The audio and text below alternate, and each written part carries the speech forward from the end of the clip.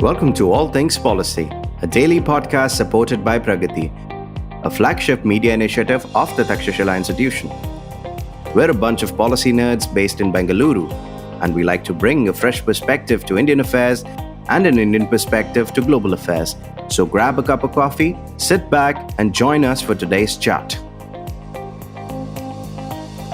Hello and welcome to another episode of All Things Policy. My name is Sudisha and I am a junior research scholar at the Takshashila Institution working on a project titled 20 Million Jobs. I also have with me Anupriya, who is my colleague in the same project. Our guest for today is Ria, a researcher in the field of economics who has a demonstrated history of working in the think tank industry.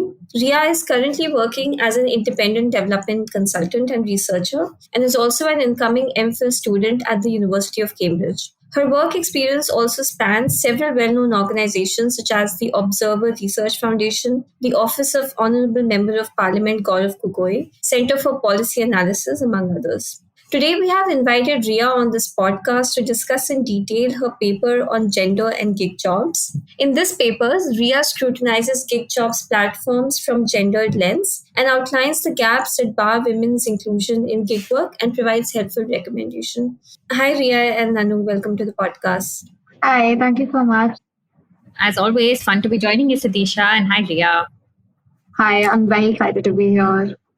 Cool. So Awesome. let's just dive into the first question. So let's start with the state of gig jobs in India. Ria, why do you think that despite the rise of gig jobs in India, why do they still fail to see adequate participation by women? What are some structural barriers impeding them from doing these jobs? Hi, thanks for the question. So, gig jobs in India are, the economy is booming, and it has been booming since Flipkart was a sole aggregator in 2010. Till the point where Niti Aayog has estimated that by 2030, the number of people employed in gig work would be around 23.5, and the industry would be valued at around $455 billion by 2024, as per a report by Africa. And a part of the charm of gig work, or why it's supposed that women would be especially interested and would help with women moving into the workforce, is because it's supposed to be flexible. The flexibility offered by gig platforms, it allows workers to better manage unpaid care and paid work. So it lets workers, especially women, determine their work hours, and it reduces dependence on a static physical space. So it was assumed that more women would enter the workforce, which will lead to their increase in the labor force participation rate. But the problem has been that statistically there has been little to no improvement. And the evidence of this is as per the TASMO Gig Index, which currently registers around 28% of women in the gig economy in India, which is way less than what could have been given the flexibility argument. One of the main reasons actually that gig work has been unable to capture women moving to the workforce is that there are structural barriers that the gig work has been unable to address. So it has been moving around these barriers instead of addressing them. And at the onset only, the first barrier is that, for any sort of work that you have to do on a platform, the thing that you require the most is owning a mobile or a smartphone and having access to internet. Right, but the GSMA Mobile Gender Gap Report of 2022 reported that only 30% of women in India are mobile internet users.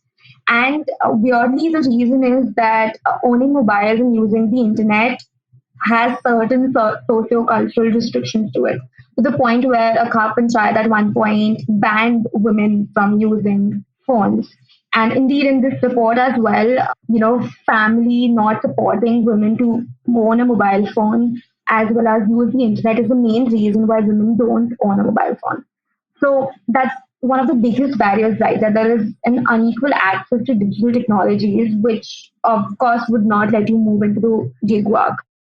But what other opportunity is said to be for gig work is that it's an equal opportunity provider, in the sense that machine learn, because gig work is basically, platforms are basically string of codes that are written, that so they'll be unable to discriminate, or there'll be no biases between like workers on basis of their gender.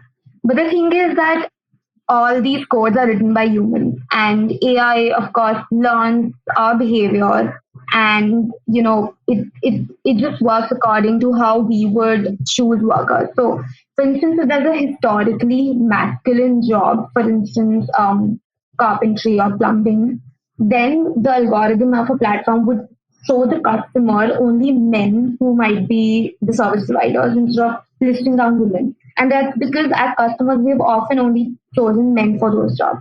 Similarly, when it comes to beauty services, which is an historically feminine job, you would only find women being listed for that job instead of men. So because all these platforms are based on AI or machine learning, which learns our behaviors, it also imitates them and can actually reinforce biases. So the two main hurdles or structural biases that gig work has completely been unable to address are these two. But one thing that remains still is very deep rooted in patriarchy, which is that it's supposed to welcome more women because it's a flexible job. So women can take care of paid work as well as unpaid care work. And the truth of the matter is that for a lot of women, this work is their primary supplementary, source of income. So they can't really remove themselves or, just show up for a certain number of hours in a day because that affects their ratings, that affects the where they are on the rank that they are on when the list of service providers are shown. So which means that there's no flexibility provided as such. And the idea that because they have to manage unpaid care work at home it still exists, which means that instead of recognizing, redistributing, and reducing the load of unpaid care work, it's just trying to go around it, which again is the same point that gig work has been unable to address these structural barriers and has just been trying to find ways around them, which of course means that women can't leave their work at home, or women can't access digital technology, or women are inherently discriminated against on the platforms, and hence they've been unable to move into the workforce through gig economy. So that's actually very interesting, and we're just gonna focus on the platform bit that you talked about because a lot of the availability of gig work is very platform dependent. And in your research paper that you wrote for ORF, you mentioned that the platformization of gig jobs has failed to increase female labor force participation in India, despite its advantages. Right, for men, it has been a really good source of jobs, but for women, it's not doing the same thing. So, I mean, just going into detail on that a bit, can you give some examples maybe and tell us why the platformization of gig jobs is not really working for women, but at the same time it's working for men? I mean, it somehow lies in these same reasons, in these structural barriers, and the perpetuation of gendered work still being promoted by platforms, which is why women have been unable to move into gig work as much. But I think for this particular reason, the two main barriers that platformization has been unable to, accelerate the labor force participation rate for women is that one, again, because there's been gig work is the primary or supplementary source of income for most of the women involved in gig economy. That's why they are unable to cut back on their unpaid care work at home. So the entire concept of them being able to manage their home and their outside work, and hence there wouldn't be a double burden of work on them, just fails because there is a double burden of work still. And a lot of women, a reason for high attrition rate for women across industries has been their inability to manage household work, especially once they start a family.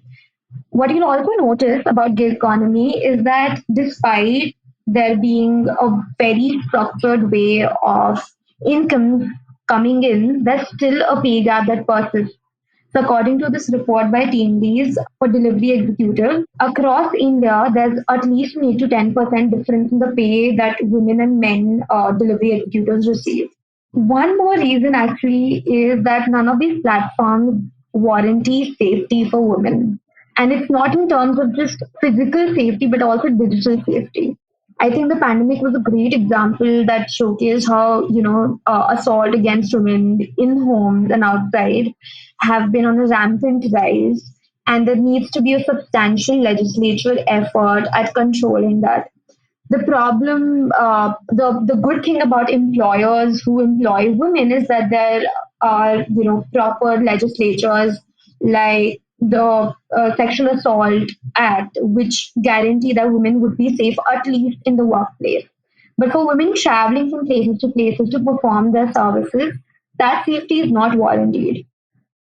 Furthermore, it's not also warranted in terms of a customer could possibly assault a woman by calling them over and over again if they know their number, which is service provider's number, or they could generally abuse and stalk them also. And while I was writing this paper, I interviewed a bunch of women service providers, and I heard just like harrowing tales about how they had to escape abusive, not exactly abusive, but they had to escape a very uncomfortable situation because they might be at somebody's place performing their service, and then they had to run away because there's no provision of safety that the platforms offer. I think that's really interesting, Ria. I think what you're hinting at is structural differences on gig platforms or gig jobs is essentially carried over in some ways from what we're seeing in society, right? Like technology or gig platforms don't Yeah. miraculously solve what we've seen for generations. It brings me to my point of gig is not actually new, right? The platformization of gig might actually be new, but domestic work, especially in India, has been gigable or gig first for a really long time. And those segments, in my understanding, typically employ women more. What I found interesting Yeah. about your paper also is you actually ended up looking at platforms that tend to offer more or tend to offer services that are traditionally known to be women first, like caregiving, domestic health, beauty services, etc. So my question then is, subject to these particular platforms, was there anything that you find that was working really well, or there was more that they could do as a platform? I'll just give you where my thought was. I know a lot of these platforms have introduced like SOS features where they can directly to a an executive, or they don't encourage you to actually share phone numbers directly. They warn you against it. Yeah. There's a selfie verification process, etc. But I'd really love to get your perspective. These platforms that are specifically working on the formalization of informal jobs that have largely employed women, what are they doing that's working, and what more could they be doing, especially because their main target audience in some ways is also women? That's a very interesting question, actually. And I just like to point out one thing that you were completely right when you say that gig has been around for a very long time. It's just platformization that's been introduced. But platformization does not guarantee that a work would become what that was informal previously would turn into formal work, because by definition what formal work is that you're given social security provisions, that you're taken care of physically and mentally within the workspace. And so none of these actually do apply to any of the platforms across skills and across industries for gig workers. I did take a look at, specifically those platforms that catered a lot more to, like you said, historically feminine jobs and low skilled at that matter, like low skilled within quotes. And I did that just because, like you said, this has been around for a long time. So has platformization led to better standardized ways of working for women that are involved? And what I found was that there are provisions that sometimes ensure that women service providers involved would be more cared for, like you said, SOS, and like a selfie verification process. But there are so many things that they lack still. For instance, if you register as a service user in any of these platforms that I looked at, you aren't asked for a lot of verification processes. You may be asked about, okay, what's your name? Maybe, tell us your phone number and your place of living, your address. But I don't think any of them went even far ahead and asked for like a government approved ID, right? On the other hand, the verification process for the service providers is huge. It takes time. And so that's one place where there is, a huge distinction, which especially puts women service providers at a little bit of a problem, right? They become a little more unsafe just by that. Then another thing is that none of these platforms have a very transparent or, strong dispute redressal system. which is non-biased in nature. I mean, they all have provisions which say that it's non-biased, but you know that a person who's a service provider would not want to register a complaint against a service user if they know that it will affect their ratings, which is how these people get work, right? Because if you have good ratings, you'll get more jobs. A lot of times, women are even more hesitant to raise disputes because it's not just this fear of rating, but it's a lot of times they know that they need these jobs a lot more than maybe other people who are doing it, especially for women whose work this is it's a primary source of income. So just the idea of mobility being anyway problematic for women with is being culturally apparent or culturally propagated in the country. Any steps towards raising a dispute that might hinder your mobility and your right to earn your living is very scary to women service providers, especially the ones who are doing what are historically low skilled and feminine jobs. So the fact that no sound or transparent dispute redressal system again puts them at a disadvantage. And there have been generally like provisions ever since the Code of Social Security came into being, and it hasn't been enacted yet, but there's still some recognition for the gig workers in that. But ever since that has been done for gig workers, and I think that was very evident during the pandemic also when some sort of medical or health insurance was provided. But I don't think it's enough or it's anyway at par with what formal working conditions or decent job that maybe the ILO talks about. It's not there yet, and which is a long way still to go. Okay, so before we ask a follow up question on that, let's take a short break.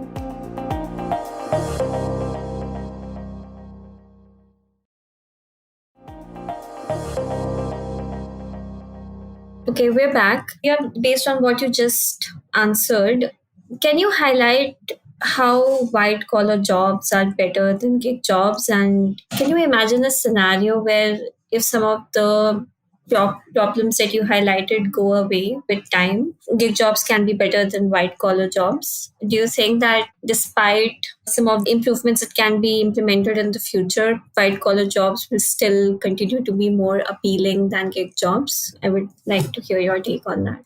Yeah, so there have been a bunch of contesting arguments about this. I mean, given that there are improvements and they come to a point where gig workers are happy, there are still contesting arguments regarding the situation. And I think the biggest argument that comes in favor of white collar jobs is that because it's a safe decent job, where you are provided with social security, where you're provided with paid vacation days, where you're provided with health and medical insurance. In the long term, when we look at gig work, when we look at the economy, it makes more sense to go for white collar jobs because an economy's health is also it's not just taken by how well the GDP is doing, right? It's also taken by how decent and how well paying the people are in the economy are.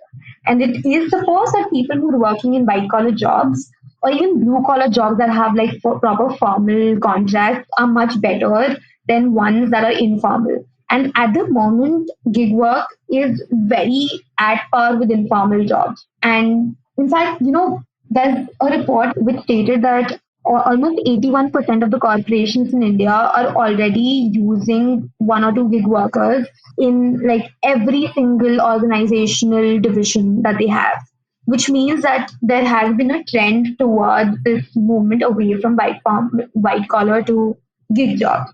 If things go well and gig work is actually providing all the flexibility and safety that women especially require. I think the one more thing that would be needed to do still is that flexibility shouldn't come at the cost of women still having to do all the unpaid labor at home. I think only when we are able to reduce, redistribute, and recognize the unpaid labor at home, and then women have the agency to decide whether they want to go for a white collar job or they want to go for a gig job, which would be more independent in nature and which would be less, 24/7, not 24/7, but 9 to 5 working.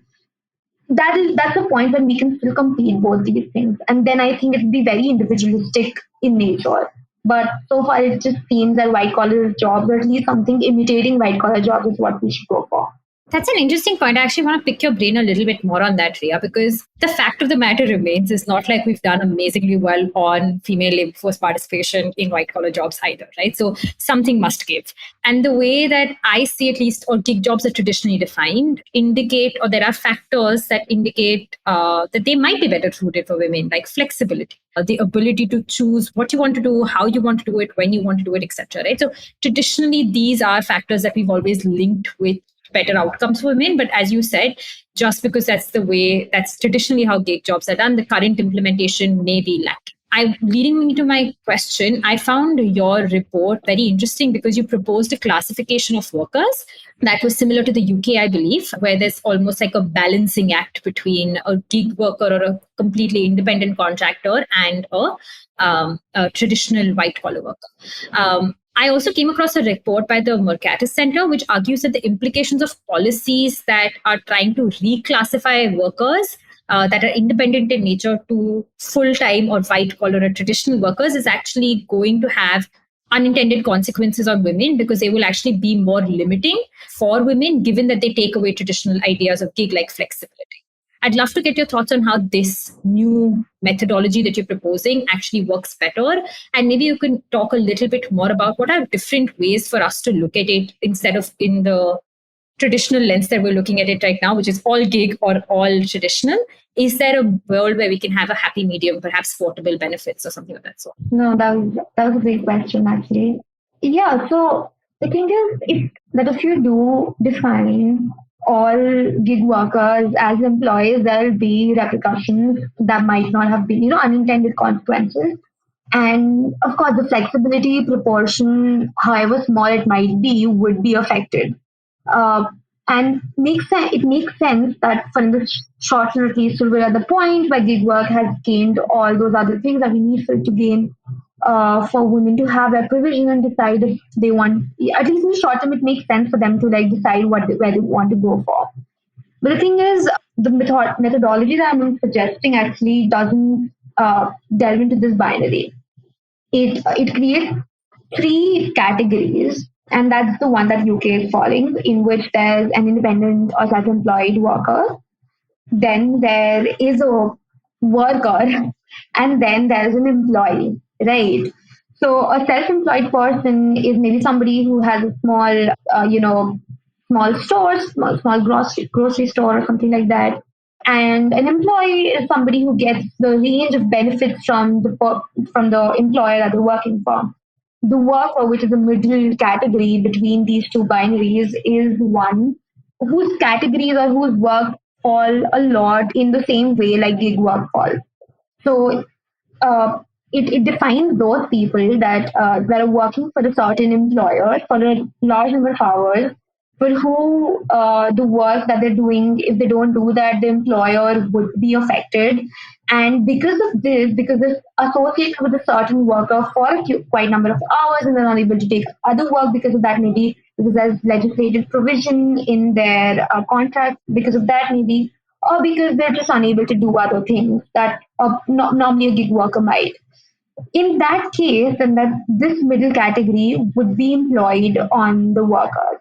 So it does not cover all the gig workers who might want to, do a diverse range of activities pertaining to different platforms, but for those workers who are very closely associated with one platform. And because we're closely associated with one platform, the provisions that you provide them, the security and safety provisions that you provide them, then also should increase. For instance, among the women that I was interviewing, women who were hired by this one platform called the Urban Company, right? And I asked them a bunch of times, all these other women, if they were able to do other things besides being, working as a gig worker for Urban Company.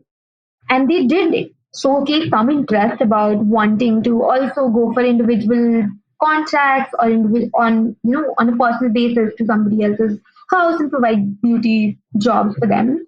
but they also mention that there's a limitation on their time, and then hence they're unable to do that. Which means that in such a scenario, when a person is completely associated with one certain company, they're supposed to get some sort of provisions by the company, and that is what this middle category asks for. There's a caveat, of course, that companies might want to label their full-time employees also in the middle category, because there'll be a difference in the security provisions or just like the benefits that they would give to the full-time employee and a worker.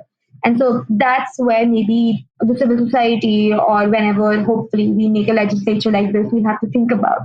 But you're completely right that we need to move away from these binaries and delve, maybe make labels or define things, define new categories where we're able to put in more people and provide them the benefits that they deserve. Yeah, actually, funnily enough, I think Sudisha and I both met at Takshashila through the program that we did, which is GCPPA, and it's a 3-month course.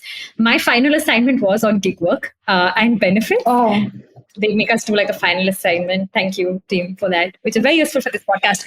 But something that we thought about a little bit, and I've seen policymakers also think about it, is portable benefits in general, right? Like giving gig workers the ability to choose benefits that work best for them, for all these platforms or providers, whatever, however we like to label it, come and contribute to a central fund, which workers can match, and then they are able to use benefits according to what their needs are. Because I think realistically, and it's truer in India perhaps, is everyone has completely different needs as well, right? Not everyone might need the exact same health or accidental benefits. I found that idea very interesting, and I thought it could be a good, and I'd love to get your viewpoints on if there is potential based on your conversations for something like this to maybe work, or is this too far-fetched and theoretical at this point as well?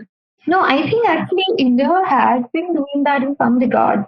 So if you read the Code on Social Security, you will realize that they also talk about having a board and then having aggregators or platforms put in some contributions that the gig workers can use. So it's basically like a provident fund only. And Rajasthan has recently introduced a bill on the same on social welfare workers. Also has introduced the concept of creating a board where aggregators would have to put in money for the gig workers that they employ. So none of that I think is far-fetched in reality, and is actually a very doable thing in the present scenario. And I think the only thing that's lacking at the moment is it's not happening fast enough. I mean, the Code of Social Security was introduced, I think, in 2019. It became a act in 2020, and till date, it hasn't been enacted on. So I think despite, and I think the main problem with that is that gig work and platform economy is extremely dynamic. So it's changing at every minute. And if you fail to capture or contribute the necessary benefits that people pertaining to into this economy are supposed to get, you're doing a huge huge imbalance, especially given the fact that it's supposed to be valued at some $455 billion in 2024, which is next year. So yeah, I think that's the only problem or the only thing that's lacking, but otherwise that's a great solution. Okay, so that I think brings us to the last question, and probably the most important question of this discussion. What are some changes that you would like to see in these platforms that provide gig jobs to people in India, not just women? And based on your research, what are some things that you can pinpoint which can especially benefit women? And do you think that they will happen at some point in the future? I mean, I really do hope they happen.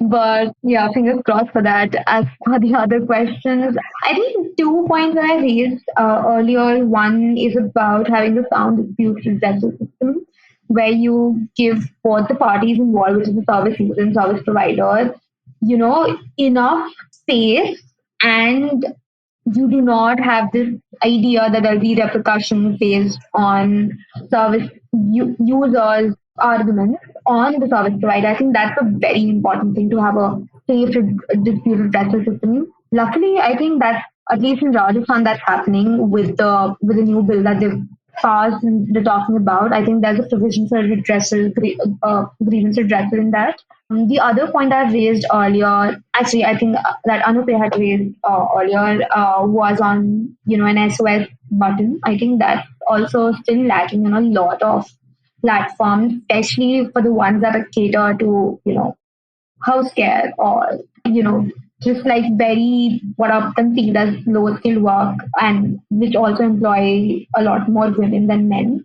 I think to have an SOS or emergency button system in those are very necessary, because especially because these services happen at the house of the service users, at the service user's house. So there's even more bigger issue of safety involved there. Apart from that, I think there are also need for some legislature changes. I had proposed in my study for there to be a platform of platforms, which basically means a regulatory body which introduces a bunch of standardizing roles and rules that the aggregators are supposed to do. For instance, I had suggested that, like you said, like it has been suggested to gig workers that they shouldn't share their phone numbers with the service users. I had suggested that sometimes recording conversations when it comes to dispute redressal is very important, but it could also become like a means for surveillance on gig workers. So having that provision, but giving that power of recording conversations and standardizing it through a platform of platforms to the gig workers, that could be one of the ways that a bunch of rules would help gig workers, and especially women workers in the future. Other legislature could be that if you're not introducing different sort of contracts or gig workers involved, like you're not introducing self-employed or independent contractor and a worker and an employee, if you're still remaining in the binary, then maybe start counting them properly, right? Because I think despite the social security provision, the bill on social security, the problem is that you don't know how many people are actually involved in gig work. There has been no way of accounting that. And I suggested that one of the ways that could be done is that you could include a new category in the NSSO surveys that happen. NSS survey and employment and unemployment. You could include a new category. This way, you're recording number of people who are in gig work. You're not just estimating it. You also know who to. You could also easily provide. There's a very simple way to access them and provide them social security benefits that you talk about in the bill itself. So I think that's also a very important thing. And lastly, especially for women, I think there has to be inclusion of the workplace security or workplace harassment laws. And if you can't again if you can't break the binary of work, independent contractor and employee, then what you could do is include a new provision again in the already existing laws, recognizing that the gig workers and what sort of barriers and harms that they face, especially in not just in terms of physical security, but also in terms of digital security. So yeah, I think those are the main things that I hope that will happen. There has been, to be very honest, there has been positive movement towards this case, and yeah, hopefully there will be more heed given to the dynamic nature of gig work and why it needs to be urgently regulated, as well as the people involved in it protected. Yeah, thanks for answering that. And I actually had a horrible thought while listening to your answer. I was just thinking that, as consumers, as women consumers, when a gig worker is supplying some service to us, I think twice before sharing my number because of the safety issue, right? But when a Yeah. woman becomes a gig service provider, she has to think twice before sharing her number to the consumer. So I feel like Yeah. it's such a difficult situation for women to be both consumers and service providers, right? Safety is really at the core of consumption and service provision. So it's really a horrid realization that I had. And with that, I think we should end the podcast and give our listeners something to think about. Oh my God. Thank you so much, Ria and Anu, for joining us. So, of course, you've given our listeners a lot more to think about gig jobs and the fact that we Just the I this thought should end now. I just thought, I'll end to okay, it. of all the conversations, I can't believe I ended in a horrible mood. Oh shit.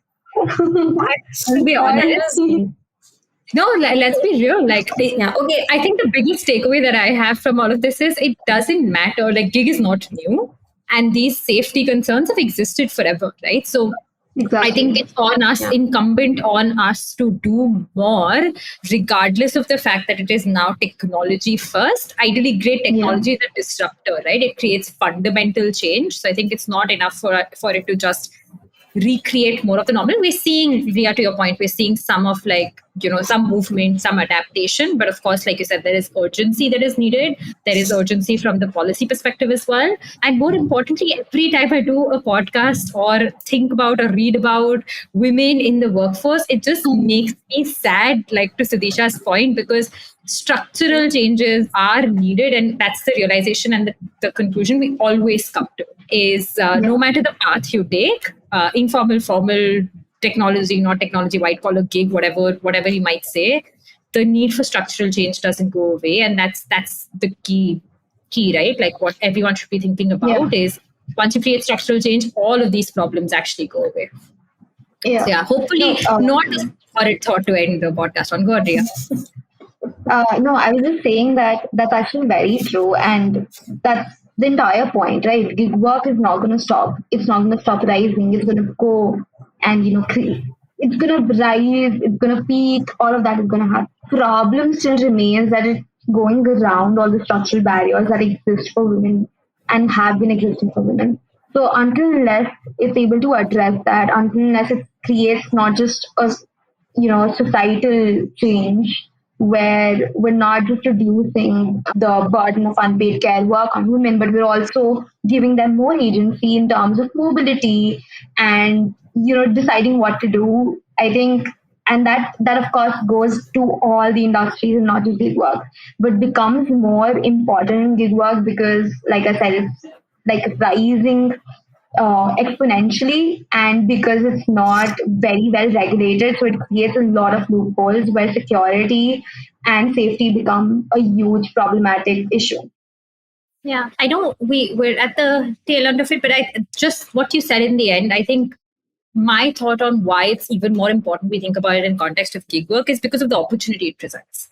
Traditionally, the way gig work is defined is very conducive to more women into the workforce. It is more conducive to giving them opportunities. Creating technology always creates a little bit more democratization of opportunity, in my view. I may be slightly biased because I'm a big consumer, but it just, I think like that's even the bigger reason we should think about it is yes, because gig work can go around the structural barriers, but if done right, it could actually challenge some of these structural barriers. And that's maybe the note of optimism that we leave on. Sudisha, what do you think? That's always the case, right? I see something horrible and then Anu steps in and brings some positivity to it. Every podcast, same thing happens. All right. On that note, I think both we're a great balancing act, and hopefully the listeners will vet that for us and say nice things about the balancing act that we are. But thank you, Ria, for joining us. It was so great. This could go on forever, honestly. Thank you so much for having me. This has been very fun. And I do hope you're all left with some nice views and not just the horrible realities. We need to live in a bubble.